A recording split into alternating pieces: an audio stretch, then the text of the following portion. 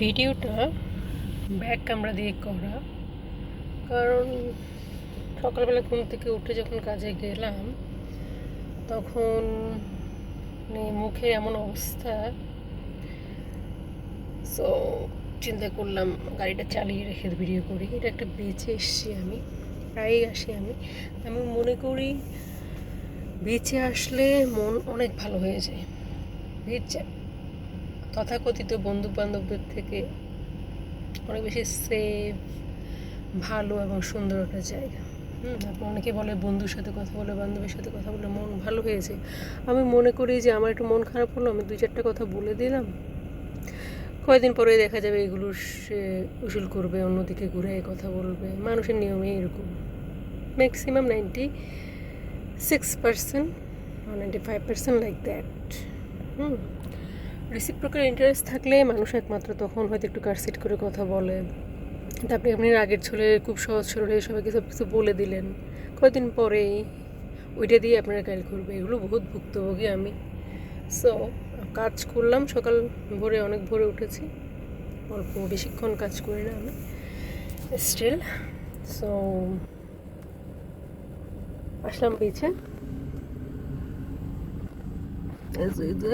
অনেক সুন্দর সিস্টেম, বাইরের দেশে অনেক সুন্দর সিস্টেম।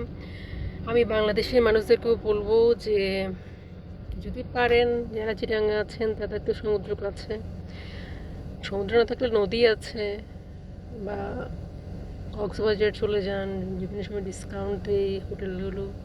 যখনই পারেন একটু গিয়ে ঘুরে আসেন, এই সমস্ত নগর জীবনের যন্ত্রণা থেকে মুক্তি পাবেন। অথবা মাঝে মাঝে গ্রামে চলে যেতে পারেন।